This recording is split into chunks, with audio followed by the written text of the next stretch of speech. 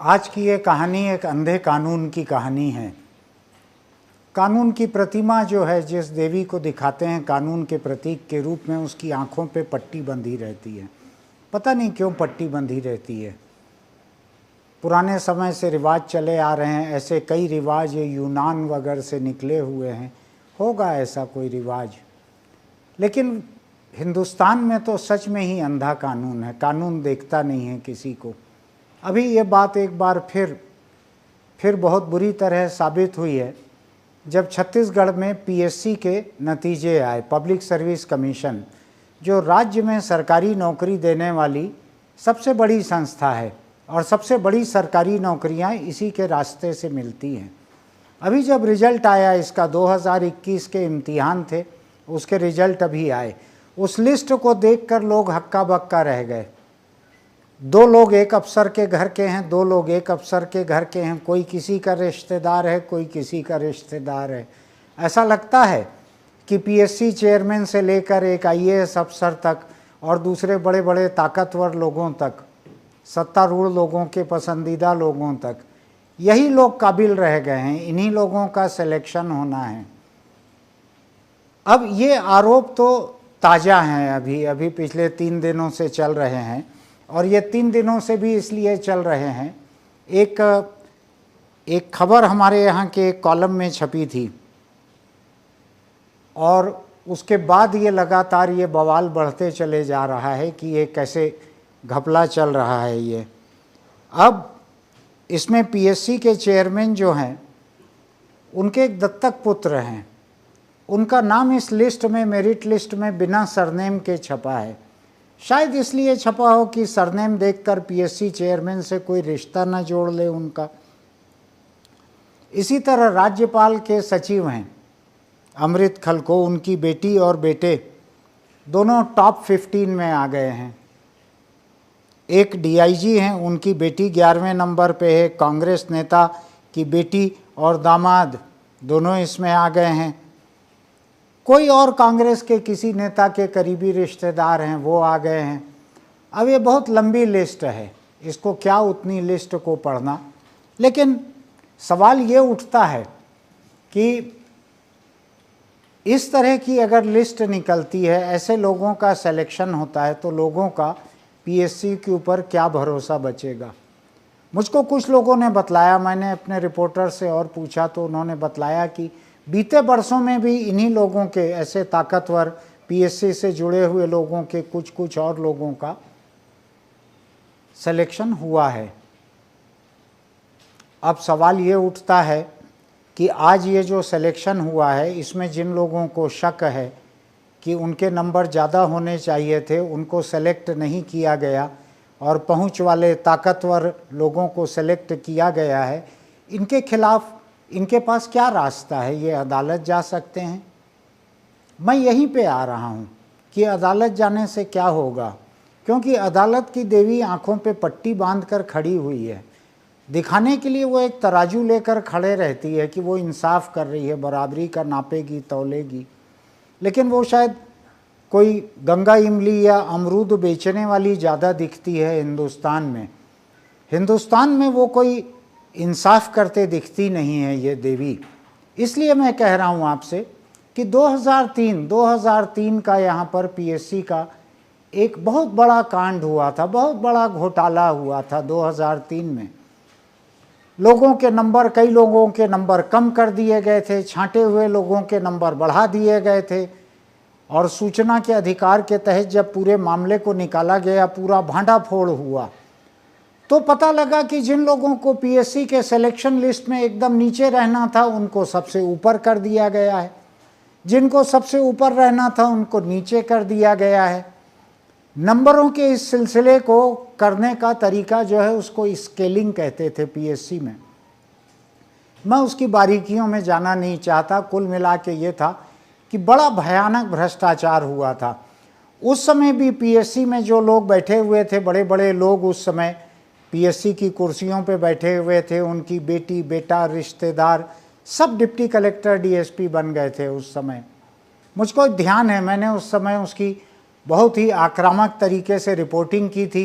बहुत से उनके हाथों से लिखे हुए कागज़ पीएससी के मेंबर्स के, उनके हाथों के लिखे कागज़ को लेके कई एक्सक्लूसिव रिपोर्ट तैयार की थी।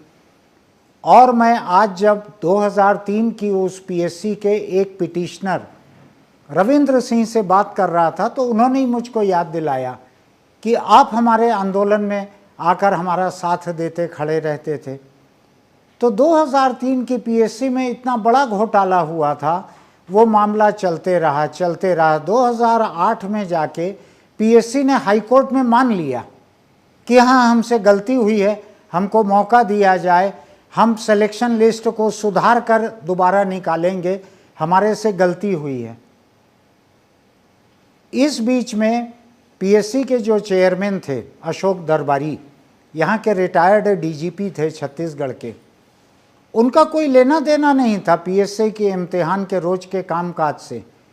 अंकों का लेना देना ये सब गोपनीय विभाग, परीक्षा विभाग, इनका काम था। चेयरमैन तक इसकी कोई फाइल जाती नहीं थी सिलेक्शन की।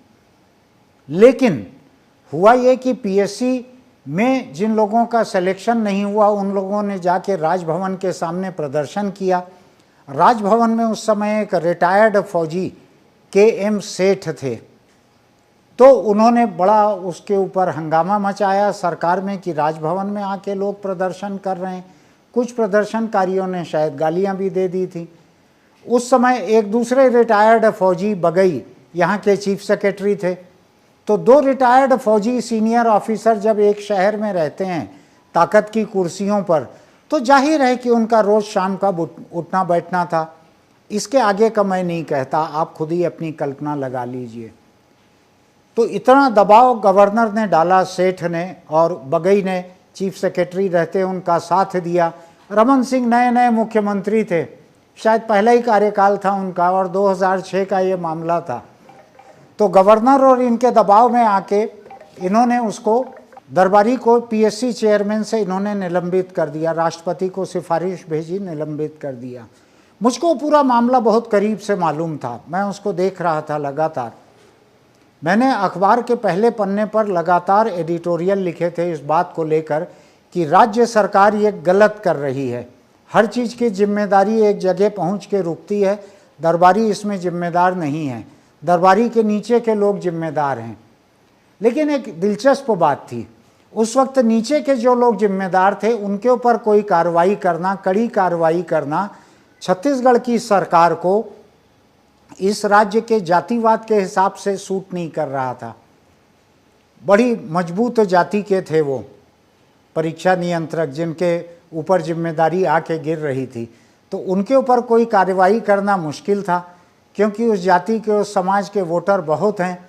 नेता बहुत बड़े बड़े थे उस वक्त, रमन सिंह की सरकार में भी और केंद्र सरकार में भी रह चुके नेता थे उसमें बड़े बड़े। तो हुआ ये कि दरबारी बिना राजनीतिक पहुंच वाले थे, तो ये सिर बलि चढ़ाना ठीक लगा लोगों को कि कम से कम एक पीएससी के आंदोलनकारियों को लगे कि हमने कुछ किया। मैंने उस समय भी रमन सिंह से इसका विरोध किया था, अखबार के पहले पन्ने पर लिखा था कि पीएससी चेयरमैन को हटाना गलत काम है, ये करना नहीं चाहिए, ये इनका कोई कसूर नहीं है। आखिर में जाके मैं आपको बतलाता हूँ कि सुप्रीम कोर्ट से जाके दरबारी इस केस को जीत के आए थे। बहुत ही ईमानदार अफसर थे, बहुत अच्छी उनकी साख थी, सादगी का जीवन गुजारते थे। 2 कमरे के एक फ्लैट में रह लेते थे, वो बंगला नहीं लिया था उन्होंने। बहुत सीधे सरल व्यक्ति थे, ईमानदार थे। उनको फंसाया, लोगों ने घेर कर मारा, लेकिन सुप्रीम कोर्ट से उस समय वो एकदम साफ निकल कर आए और अदालत ने माना कि दरबारी के साथ ही गलत काम हुआ था, उनको हटाना गलत था। ये फाइल राष्ट्रपति तक गई थी। खैर, आज मुद्दा पीएससी का है। तो 2003 की पीएससी के गड़बड़ियों के खिलाफ जो लोग पिटीशन लेकर हाई कोर्ट गए थे उनमें रविंद्र सिंह भी एक थे। मैं अभी जरा सी देर में रविंद्र सिंह की बातचीत, टेलीफोन पे मैंने उनसे लंबी बातचीत की है, मैं उसको अभी सुनवाता हूँ आपको रविंद्र सिंह ने क्या कहा था। लेकिन उसके पहले मैं आपको एक तस्वीर साफ कर देना चाहता हूँ कि 2003 से अदालत में लड़ाई लड़ते लड़ते 2008 में पीएससी ने अदालत में माना कि हमसे गलती हुई है, हम दोबारा सही लिस्ट निकाल रहे हैं। उन्होंने लिस्ट नहीं निकाली। 2016 में जाके एक दूसरे जज आए, चीफ जस्टिस थे वहाँ पे, दीपक गुप्ता, उन्होंने इस केस की सुनवाई की, लगातार सुनवाई की और एक कड़ा फैसला दिया पीएससी के खिलाफ, कड़ा फैसला दिया। लेकिन तब तक नौबत अलग हो गई थी। 2003 से 16 तक, इन 13 सालों में जिनका सिलेक्शन नहीं हुआ था या नीचे सिलेक्शन हुआ था, ये लोग कमज़ोर थे। जिनका सिलेक्शन ऊपर के ओहदों पे हो गया था, बड़े बड़े अफसर वो बन गए थे, वो बड़ी जगहों पे थे, दिल्ली के बड़ी वकीलों को फीस देने की उनकी ताकत बहुत ज़्यादा थी। आप समझ सकते हैं, मैं हर बात बोलना नहीं चाहता। वो लोग बड़ी ताकतवर कुर्सियों पर पहुंच गए थे वो लोग। उन्होंने दिल्ली में हरीश साल्वे जैसे एक बड़े वकील को किया। दूसरी तरफ जो 2003 में बेइंसाफ़ी पाने वाले लोग 2016 में हाई कोर्ट से, जिनको थोड़ा लगा कि अब इंसाफ मिला है, इन लोगों ने दिल्ली में जाके प्रशांत भूषण को अपना वकील किया। 2016 से आज 2023 हो गई है। इस 6 साल में सुप्रीम कोर्ट उस केस को किसी किनारे नहीं पहुंचा पाया है। 2003 का घोटाला और 2023 का घोटाला, इन 20 सालों में 2003 वालों को ही अभी इंसाफ नहीं मिला है। तो 2023 वाले जो हैं, ये किस हौसले से, ये क्या सोचकर, इनका क्या मॉरल करेज ऐसा रहेगा, मनोबल ऐसा रहेगा कि ये अभी हाई कोर्ट जाएं, 10, 15, 20 साल बाद ये सुप्रीम कोर्ट जाएं, सुप्रीम कोर्ट 5-10 साल उसके ऊपर और बैठा रहे, तब तक जिनका सिलेक्शन अभी हो गया है, ये लोग आज भी ताकतवर हैं, इन 10, 15, 20 सालों में और ताकतवर हो जाएंगे। तो पीढ़ी दर पीढ़ी निकल रही है। 2003 से 2023 एक पीढ़ी निकल गई है। इस पीढ़ी को इंसाफ नहीं मिला है। अब उन लोगों का कोई सिलेक्शन भी होता है तो उम्र दराज हो चुके हैं वो, और जिनका सिलेक्शन हो चुका था, ऐसे मामले बहुत सारे राज्यों में हुए हैं जब अदालत ने ये कहा कि अब इसका मेडिकल कॉलेज में एडमिशन हो गया था, ये डॉक्टर बन गए हैं, तो अब हम उसको कुछ नहीं कर सकते। ऐसा कई मामलों में होता है। यहाँ के मामलों में सुप्रीम कोर्ट 2003 में क्या करेगा ये नहीं मालूम। 2023 में अभी जो लिस्ट को लेकर जो घोटाले की जो बात हो रही है, इसके बारे में मैं अगर रहा तो 2046 में हम फिर बात करेंगे।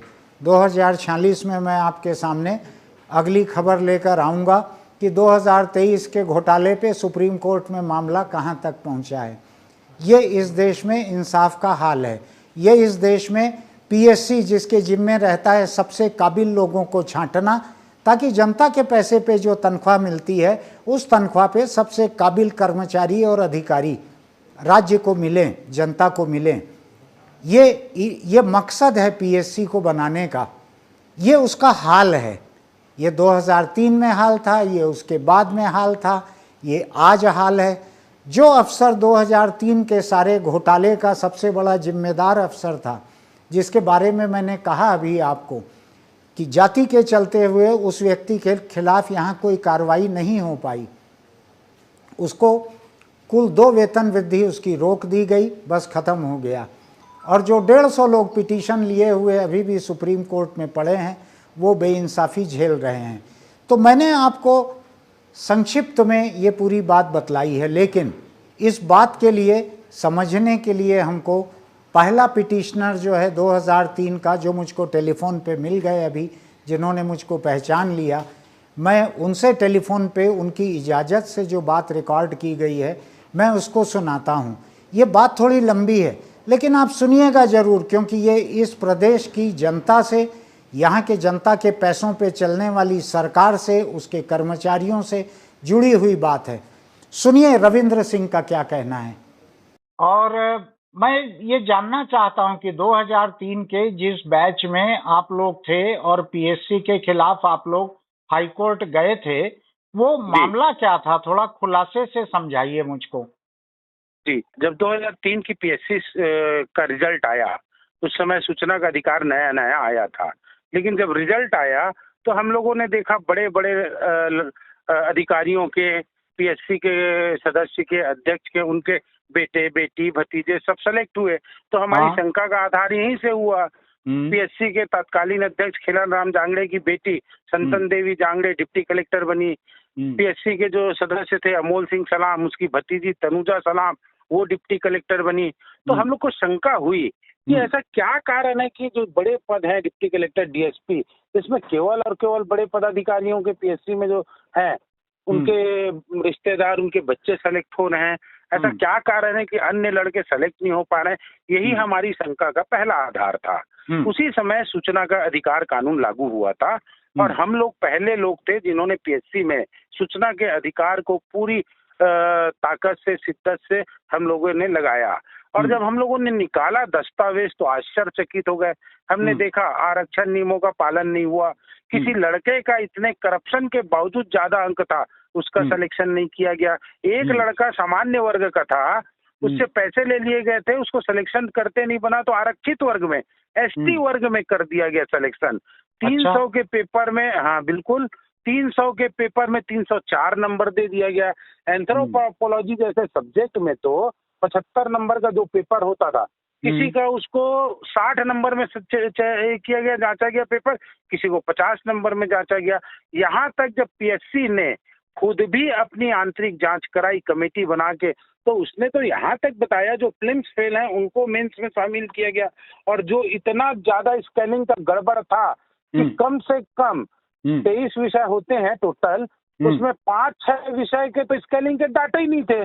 और मजे की बात, जिसने स्कैनिंग किया, जिससे सिलेक्शन होता है, उसने लिखित में दिया हुआ था एंटी करप्शन ब्यूरो को कि जो मैं स्कैनिंग का डाटा दे रहा हूँ वो अलग है और पीएससी जो प्रस्तुत कर रहा है वो अलग है। तो हर स्तर पे गड़बड़ी थी और जितनी ज्यादा गड़बड़ियां एक परीक्षा में की जा सकती थी उन्होंने पूरा किया। ये 2003 का मामला है। और पीएससी ने भी जब देखा कि सूचना के अधिकार से सारे दस्तावेज निकल गए हैं, बहुत पापड़ बेलना पड़ा, आंसर शीट निकाला हमने और देश में पहले लोग थे हमने जिन्होंने पीएससी के आंसर शीट को निकाला। तो हम लोगों ने देखा इतनी गड़बड़ियां हैं, फिर हम लोग हाई कोर्ट में याचिका लगाए। पीएससी ने मेरी और चमन सिन्हा की याचिका थी, उसमें स्वीकार किया कि स्कैनिंग करने में मुझसे गलती हो गई है और यदि नए सिरे से रिजल्ट जारी करेंगे तो व्यापक स्तर पे परिवर्तन होगा।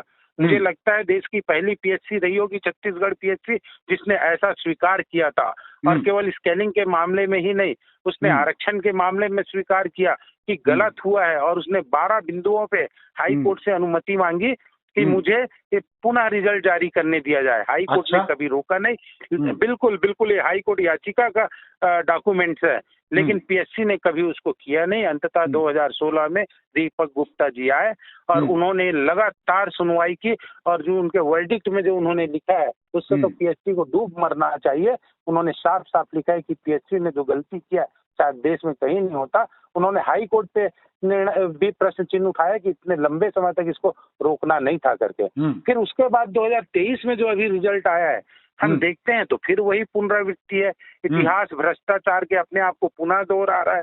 फिर 2023 में देखते हैं तो पीएससी के जो चेयरमैन है उनके रिश्तेदार का डिप्टी कलेक्टर में सिलेक्शन हो जाता है। पीएससी के सेक्रेटरी हैं उनका बेटा डिप्टी कलेक्टर बन जाता है। एक आईएएस है उसके दोनों बेटे डिप्टी कलेक्टर बन जाते हैं, डीएसपी बन जाते हैं। तो ये फिर अंधेर गर्दी की शुरुआत है और फिर वही 2003 का दोहराया जा रहा है। इसकी व्यापक जांच करवानी चाहिए, सीबीआई से जांच करवानी चाहिए तो बड़े बड़े खुलासे होंगे, क्योंकि ये तो प्रारंभिक स्तर पे दिख रहा है और जैसे जैसे अंदर जाएंगे आरटीआई से करेंगे तो बड़े बड़े इसमें भ्रष्टाचार दिखेगा। क्योंकि ऐसा क्या कारण होता है कि पीएससी के जो चेयरमैन होते हैं, सदस्य होते हैं, सेक्रेटरी होते हैं, अधिकारी होते हैं, उनके कर्मचारी, उनके बेटे कहीं और तो सेलेक्ट होते नहीं है, लेकिन उन्हीं के कार्यकाल में पीएससी में क्यों सेलेक्ट होते हैं?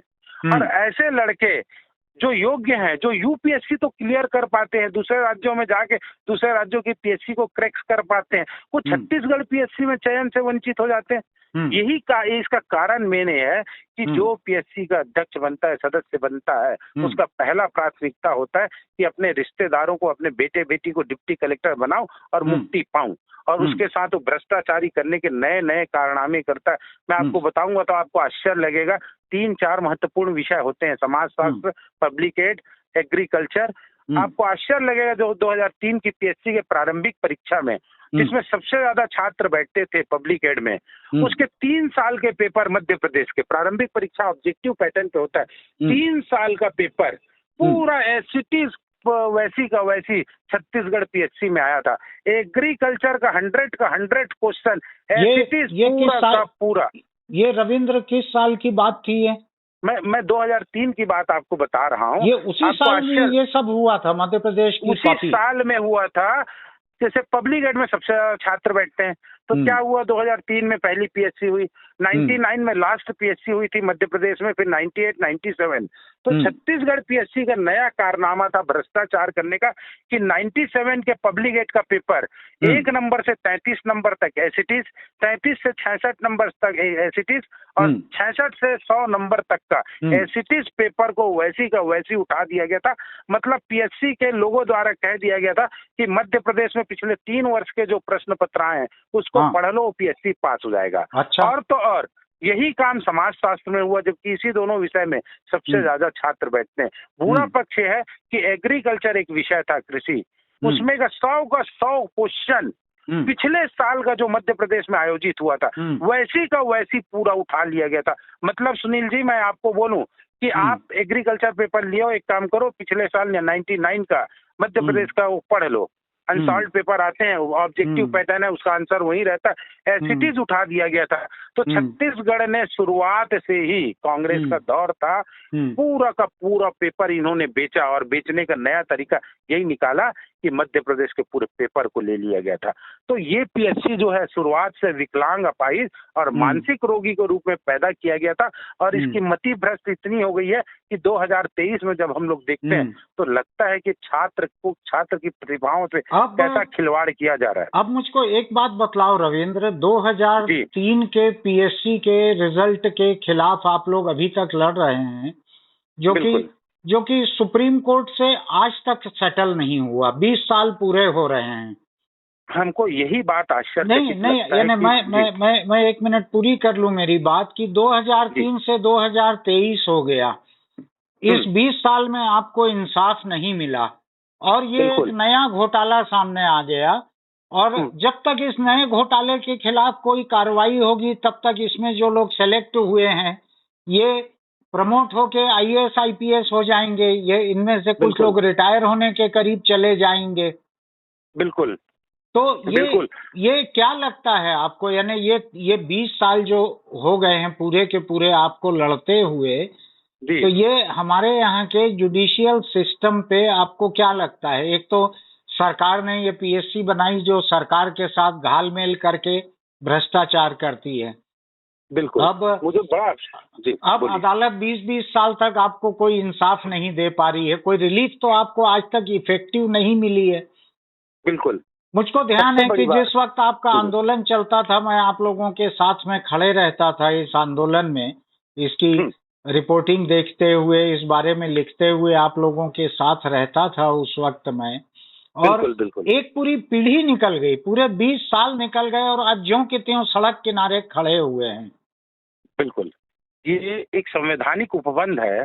पीएससी भी एक संवैधानिक संस्था है। माननीय हाई कोर्ट और माननीय उच्चतम न्यायालय दोनों संवैधानिक संस्था है। हम तीनों पे एकदम भरोसा करते थे। प्रतियोगी छात्र के लिए पीएससी जो होता है वही मक्का है, वही मदीना है, वही केदारनाथ है, वही बद्रीनाथ है, वही क्रिश्चियनिटी का चर्च है। लोगों की आस्था इतनी होती है इस पर, और जब ये आस्था टूटता है तो लोगों का दिल ही नहीं टूटता है, एक पूरी प्रशासनिक व्यवस्था चरमरा जाती है। तो युवा वर्ग का जो बहुत बड़ा भरोसा होता है वो तो टूटा ही टूटा।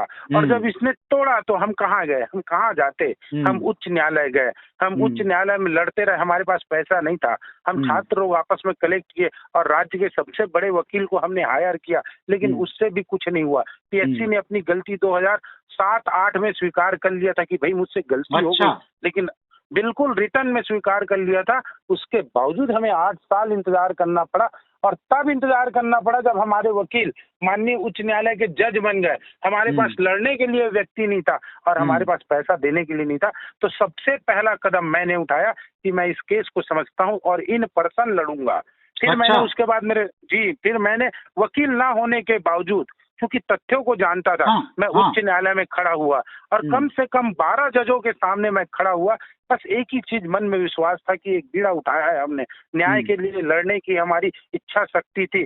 वो ना वकालत को मैं जानता था ना समझता था, फिर भी हमने लड़ा और जो पीएससी की गलतियां थी उसको पूरी ताकत से रखे और उस समय दीपक गुप्ता जी साहब आ गए थे, हम उस केस को जीते और जब जीते 2016 में तो बहुत बड़ी उम्मीद थी कि न्यायपालिका न्याय तो करती, भले देर से हो, और हमें पूरी उम्मीद थी माननीय उच्चतम न्यायालय में ज्यादा से ज्यादा साल भर के अंदर निर्णय आ जाएगा, लेकिन आज 6 साल उच्चतम न्यायालय में नहीं हुआ है। तो इसका सबसे बड़ा ड्रॉबैक क्या हुआ है, मेरे जैसे लड़ने वाले, चमन सिन्हा जैसे लड़ने वाले छात्र के साथ साथ अब लड़के डरते हैं कि पीएससी गड़बड़ करेगा तो हम उच्च न्यायालय जाएंगे, उच्चतम न्यायालय जाएंगे, एक पूरी पीढ़ियां बर्बाद हो जाएगी, 20 साल निकल जाएगी, बिल्कुल क्या मिलेगा।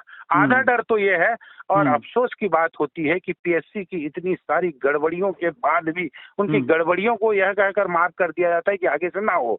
2003 की पीएससी, आपको आश्चर्य लगेगा सुनील जी, लोक सेवा आयोग का अर्थ होता है किसी व्यक्ति की संस्था नहीं, 5 या 10 व्यक्ति जो मेंबर बनते हैं वो सब मिलके करते हैं। मैं 2003 का आपको एक आश्चर्यजनक तथ्य बताऊंगा, जब परिणाम जारी हुए तो आयोग ने उस रिजल्ट को अनुमोदित नहीं किया। अच्छा। बल्कि नोटशीट में, मेरे पास सूचना के अधिकार से रखा हुआ है, नोटशीट में संबंधित क्लर्क ने लिख दिया कि मैं इस परिणाम पे हस्ताक्षर नहीं कर सकता, जिसको नोटशीट में लिया गया कि संबंधित क्लर्क के द्वारा इस परिणाम पर हस्ताक्षर करने से इनकार किया गया और उसके बाद परीक्षा नियंत्रक के हस्ताक्षर से वो रिजल्ट जारी हो गया। आप सोचिए, पहले तो लोक सेवा आयोग को सामूहिक जिम्मेदारी होती है, उसको अनुमोदित करना था, उसने नहीं किया। उस क्लर्क को मालूम था कि इसमें कितना बड़ा भ्रष्टाचार है, इसलिए उसने हस्ताक्षर करने से इनकार कर दिया।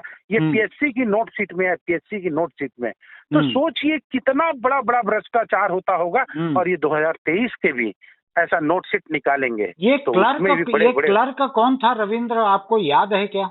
जी बिल्कुल, मुझे बीपी कश्यप परीक्षा नियंत्रक का याद है। और वो क्लर्क का वहाँ बिल्कुल परीक्षा नियंत्रक ने अपने दस्तखत से निकाला, पूरा 2003 का रिजल्ट ही अवैध है क्योंकि पीएससी ने तो उसका अनुमोदन ही नहीं किया।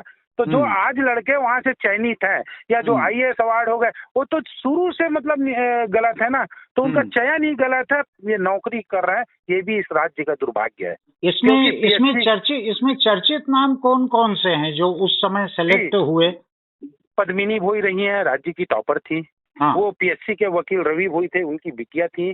चंदन देवी जांगड़े, जो खेलन राम जांगड़े पीएससी के तत्कालीन अध्यक्ष थे, उनकी बेटी थी। तनुजा सलाम, वो अमोल सिंह सलाम की भतीजी थी। और तमाम जो लोग थे, सारे लोग बड़े बड़े थे, जितने मेहनत करने वाले छात्र थे, उनका तो कहीं चयन हुआ नहीं और ये प्रमाणित भी हुआ। आप सुनील जी, उस समय जब हम लोग आंदोलन करते थे रोड में, बिलासपुर, रायपुर, बेमेतरा, महासमुंद, कंवरदा, दुर्ग, भिलाई, राजनांदगांव से हम लड़के लेके आते थे, हम लोग जेल गए, हम लोग जेल गए। तो हम लोगों ने जब दस्तावेज देखा ना, तो आपको एक लाइन की बात बता रहा हूँ कि इतना तो KG 1 में भी नहीं होता था, क्योंकि जब पीएससी का सिलेक्शन भी हो गया, रिजल्ट जारी हो गया, तो मार्कशीट नहीं दी गई। बताइए, मार्कशीट के लिए हमको लड़ना पड़ा कि मार्कशीट हमारी दो, क्योंकि उन्होंने पूरा गड़बड़ झाला कर दिया था। अब पूरा स्केलिंग से खेल दिया गया था। और अभी भी फिर मेरा दावा है, मैं वादा करता हूँ कि यदि इसकी जांच हो, क्योंकि जिस तरह से चयन हुआ है 2003 से भी बड़ा इसमें भ्रष्टाचार निकलेगा। बस अफसोस वही बात होगी कि जो लड़ने वाले छात्र हैं, उनकी इच्छा शक्ति क्या होगी, क्या वो 20 साल इंतजार कर पाएंगे?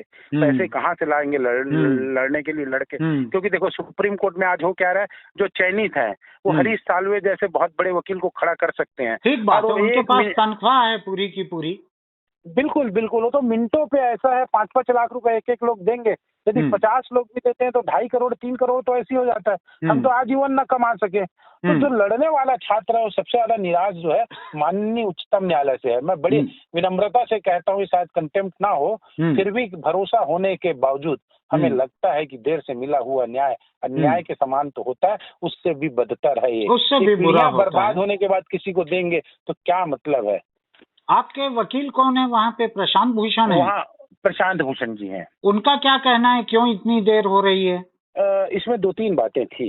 एक, सबको फिर से नोटिस जारी किया गया था, सबको रिप्लाई देना था। करीब 150 लोग हैं। 150 लोग। हाँ। जब हाई कोर्ट ने सबका वो ले लिया था, व्यू ले लिया था, हाँ। सबका रिप्लाई ले लिया था, तो मुझे समझ में नहीं आया सुप्रीम कोर्ट में ऐसा क्यों हुआ। मैं तो हाँ। स्पष्ट कहता हूँ, क्या बड़े बड़े वकीलों के ये हाँ। कानूनी दांव पेच है हाँ। जिसके कारण इस तरह का करना पड़ा। जब उच्च न्यायालय में उनका वो आ चुका था, स्टैंड आ चुका था, उनका अभिमत आ चुका था, उन्होंने बिल्कुल। अपने विचार दे दिए थे, तो बिल्कुल। सुप्रीम कोर्ट से करने की क्या जरूरत थी। और उसमें से 2003 से चयनित 2 छात्रों की मृत्यु हो चुकी है, अधिकारियों की मृत्यु हो चुकी है, उनका रिप्लाई नहीं जा रहा है, इसलिए वो पड़ा हुआ है पेंडिंग। लेकिन क्या उच्चतम न्यायालय में भी 6 साल, अभी तो निर्णय नहीं मालूम और कितने साल नहीं आएंगे, तो जब ये रिटायर्ड हो जाएंगे और हम योग्य नहीं रहेंगे, हमारी नौकरी करने की इच्छा शक्ति समाप्त हो जाएगी, तब निर्णय देंगे, तो क्या मतलब है। अच्छा, सबसे बड़ी बात यह है कि सुप्रीम कोर्ट हो चाहे हाई कोर्ट हो, यहाँ जो दस्तावेज लगे थे, सारे दस्तावेज सूचना के अधिकार से पीएससी ने दिया था, किसी दूसरे ने नहीं दिया था, पीएससी ने खुद दिया था। उसके बावजूद क्यों निर्णय देने में इतना लेट होता है, ये तो मेरे समझ से बाहर है। भाई पीएससी खुद कह रही कि मैंने गलती किया है, तो गलती किया तो सजा दो ना, छात्रों को क्यों दे रहे हो सजा। बीपी कश्यप की जांच रिपोर्ट हुई थी, उसमें आयोग ने माना इन्होंने गड़बड़ी की। मैं तो आपको पीएससी का जांच रिपोर्ट दूंगा, तो आप देख के दंग रह जाएंगे कि ऐसा भी होता है क्या। उसके बावजूद उनकी 2 इंक्रीमेंट रोकी गई थी बस। किसकी? परीक्षा नियंत्रक की, जिसने पूरे परीक्षा को पूरे 150 लोगों की जिंदगी तबाह कर दी थी, और उसको मात्र 2 इंक्रीमेंट रोका गया। ये कौन सा न्याय है, ये कौन सा न्याय है, और कैसे भरोसा करें। हमारा तो विश्वास जो है पीएससी से टूटा ही टूटा है। हकीकत यह है न्यायालयीन प्रक्रियाओं से भी टूटा हुआ है। यदि न्यायालयीन प्रक्रियाओं के अतिरिक्त और कोई विकल्प होता तो हम उसको सहर्ष स्वीकार करते। ये हम मजबूरी में स्वीकार कर रहे हैं कि मजबूरी में हमको उच्चतम न्यायालय जाना पड़ा। अफसोस होता है सुनील जी, मैं रास्ते बदल के जाता था जब हाई कोर्ट जाता था, तो बिलासपुर, तो यदि रायपुर से बिलासपुर जा रहा हूँ तो मैं लोगों को बताता था मैं कंवर्धा तरफ से जा रहा हूँ। और जब कंवर्धा तरफ से आता था तो लोगों को बताता था, रायपुर से डर होता था, भय होता था। लोग मजाक उड़ाते थे, रविंद्र कब तक लड़ेगा, क्यों लड़ेगा, कुछ नहीं होगा। मैं यहाँ तक एक दिन की बात बता रहा हूँ आपको, मेरी मम्मी की आंखों में आंसू था जब मैं हाई कोर्ट जा रहा था। बस कर बेटा, बहुत लड़ लिया तू, कितना लड़ेगा। उस दिन दिल टूटा था, लेकिन एक भरोसा था कि हम लड़ रहे हैं। और आप विश्वास करेंगे 40-45 वकील के सामने, जो हम न वकालत जानते थे न कुछ नहीं जानते थे, और हमने केस को जीता। और जीता तो बहुत उमंगे थी, बहुत उत्साह था। फिर उच्चतम न्यायालय में 6-6 साल हो गया। अफसोस होता है सुनील जी। ये रविंद्र सिंह की दुख तकलीफ आपने सुनी, उनको कोई उम्मीद नहीं बची है। 20 बरस पूरे हो गए हैं उनको अदालत की लड़ाई लड़ते, और जैसा कि उन्होंने बतलाया अभी कि वकीलों को पैसा देने के लिए उनके पास नहीं था, तो हाई कोर्ट में उन्होंने खुद केस लड़ा। इन पर्सन खड़े हुए, वो वकील की जगह खुद ही खड़े हुए। वो केस को इतना समझ चुके थे, उनके पास वकील के लिए पैसा भी नहीं था। वो हुआ। अब सुप्रीम कोर्ट में आज जो अफसर उस समय से 2003 से छांटे हुए, जो आज बड़ी जगहों पर हैं, उन्होंने बहुत बड़े वकील को किया हुआ है। रविंद्र सिंह की बात आपने सुनी है कि 6 बरस क्यों गुजर रहे हैं सुप्रीम कोर्ट में, क्यों इस मामले की बारी नहीं आ रही है, इसकी तरफ उन्होंने थोड़ा सा इशारा किया है। अदालत की अवमानना से बचते हुए किया है। पट्टी बंधी रहती है, न्याय की देवी की आंखों पे पट्टी बंधी रहती है। और देवी की तो एक प्रतिमा है, वो कोई ग्रीक देवी होगी जिसको कि न्याय की देवी के रूप में पूरे दुनिया में माना गया है, उसकी आंखों पर पट्टी है। लेकिन पट्टी हिंदुस्तान की पूरी जुडिशरी की आंखों पर भी है। पट्टी हिंदुस्तान की पीएससी जैसी संवैधानिक संस्थाओं के आंखों पर भी है। आपने अगर रविंद्र का पूरा कहा हुआ ध्यान से सुना होगा तो आप सोच सकते हैं कि संवैधानिक संस्था बनाकर जिस पीएससी को बनाया गया है उसके कामकाज का क्या हाल है। आने वाले दिनों में हम सड़कों पे आंदोलन भी देखेंगे, अदालतों तक दौड़ भी देखेंगे, और हम देखेंगे कि आज जिनके साथ बेइंसाफ़ी हुई है, आज जिन काबिल लोगों को छोड़कर नाकाबिल लोगों को घरेलू और रिश्तेदारी वजहों से छांटा गया है, उनका क्या होता है हम देखेंगे। और ज़रूरत रहेगी तो 10, 20, 25 बरस बाद फिर मैं आपके बीच आऊँगा। तब तक के लिए नमस्कार। आपको हमारा वीडियो अच्छा लगता है तो YouTube चैनल पर इसको सब्सक्राइब ज़रूर कीजिए। हम रोज़ जब वहाँ पर लोगों को बढ़ते देखते हैं तो हमारा हौसला बढ़ता है। फिर मिलेंगे।